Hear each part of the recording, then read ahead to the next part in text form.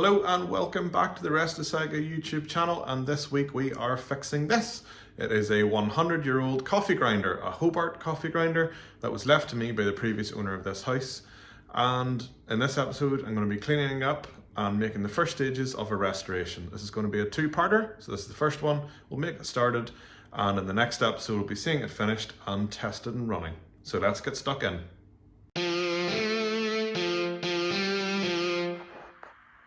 Alrighty then, this is the Hobart coffee grinder that I'm talking about. I was left this by the previous owner of the house. I don't really have a great deal of use for it, but it's a pretty cool thing, so I quite fancy sort of cleaning it up. Not really doing a full restoration. I'm not like going to repaint it or anything because that would completely lose the character. I've done a little bit of research, and these are it's about 100 years old, which is pretty cool. They are British built. It says in here made in England. It tells you all about the motor, so it will take our normal voltages, but I'm just wondering how I'm going to supply power to it, because I think it's a full 5-pin plug, or 3-pin 5-amp plug. So any wisdom on this would be very much appreciated. And it's rubber, so I reckon that's probably the original plug and wire. Probably wise to replace that. Now, coffee grinder, so you put your coffee beans in the top, the lid opens up, coffee beans in here. I presume this is, I'm going to zoom in here a little bit. I presume this is to select how fine or coarse you want your beans to be ground. And then motor is housed in here. Down here there's a little plate about fuse, so I'm just wondering, is the fuse in behind that? I'll pop that little plate off and we'll have a look. This is your on-off switch, one presumes. Again, haven't tested it. It's all a bit grubby and dusty, but actually overall pretty good condition for being 100 years old. This is where the grounds go into. Now I have already put some Croil. If you haven't heard of this stuff, it's amazing. It's from America. It's ridiculously expensive, but it's really, really good. This lid was sea solid, and now if I rotate this little lock, it opens up really nicely, and that's where your coffee grounds would go down into. Then you lift it up and pour it into a bag or whatever you're going to store them into, and that slots in there. Fits nicely onto that there. And there's two holes presumably to screw it into a countertop. So pretty cool piece of kit. What I want to do is really just clean it up, give it a little bit of love, sort of do an oily rag restoration as such. Just check the electrics over, make it safe, and we'll go from there. Okay, remove that little plate off this hole, and this is a ceramic fuse holder. I have never seen anything like this in my life, and I'm sure not the most qualified person to do this, very far from Land Rovers. So ceramic fuse holder, and the fuse wire seems to run down the middle of that little tube there, and according to this plate, small size wire to be used, number 16 standard wire gauge fuse with 10 amps. So I presume that is the correct wire. And that is the little fuse holder in there, and there's some very vintage looking wiring in there. So I think it would probably be worthwhile putting the multimeter across this and seeing if there's continuity across the fuse. So I ran the multimeter across that and there's continuity, so the wire's intact. Just looking at this lovely little thing by itself. Minor seems to be the manufacturer. Must have a look up into them. And it tells you it's 10 to 15 amps and 250 volts. Now obviously in the UK here 240 volts is standard household as far as I'm aware. So I'm going to pop this back in here and investigate a little bit further.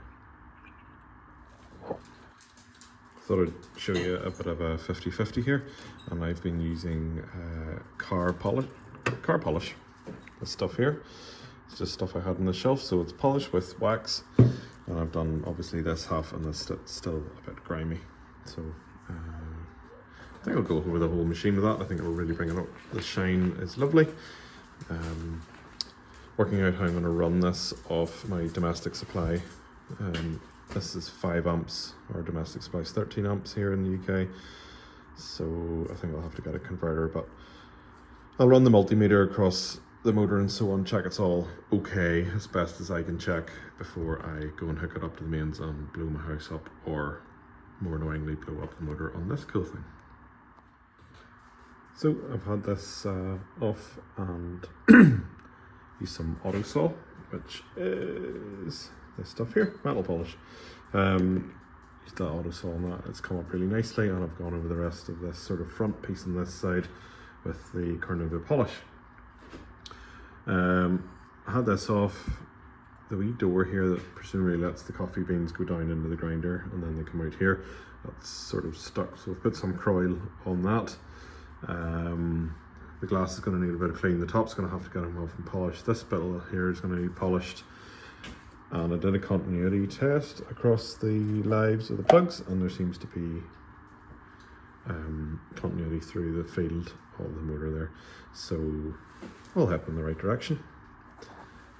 Slowly, slowly, catchy monkey. Made a bit of progress here on the notches on this knob, and what I've done is to mount a cotton bud in my drill, which makes for quite handy machine polishing just in these little grooves, which are a little bit tricky to get into with a cloth, so I'm going to work my way around the knob. It's a bit tedious, but we'll get there. Okay, slightly bored of polishing things by hand, so I got a little set of polishing bits for the Milwaukee rotary. It's effectively like a Dremel, and I bought the Dremel stuff because it's good quality. And I've polished these little, what I presume to be oiling cups, because there's a little hole drilled into the casting that seems to go all the way down to the shaft. And I've topped that up with some oil, which seems to be making its way down nicely. And if I turn this, it does turn quite nicely. A little rattling sound I'll explain at a different point. Now up here, I've used the Dremel on this bit. I've still got the polish on, and let's go and do a little before and after. So if I get my cloth and wipe the last of that off, let's see how this has come up. That's not bad at all. Maybe do with a wee bit more polish, but that's what it looked like before, pretty dull. And that's what it looks like now. You can almost get a reflection on it. So I think there's a wee bit more polishing to be done there. I just wanted to do that as a little test piece. I'm going to have to take the glass off because I don't want to damage it with any polish or anything, and I have to get around the edges and so on. And then the lid has to get done as well. But just wanted to test that out, and I've polished the brass up in these little oilers nicely, so it's really starting to look really quite special. The paint's come up beautifully. And Molly the workshop dog is here too. Good, onwards and upwards. And this is a bit of a 50-50 on the on-off switch. So this is obviously the polished side and the unpolished side. I am stunned at how well this has come up. Really, really beautiful. Like, that is 100-year-old chrome plating. That's absolutely amazing. And I think lovely, satisfying click in the on-off switch. Obviously haven't done the paint on the back yet. Sort of getting a bit carried away with the metal polishing, but absolutely stunned by how well that has come up. So I think I'll leave that there for this week. Some good progress made. This side's completely been polished and cleaned up. I still need to take this apart, so take the glass out, polish up this aluminium piece, the lid.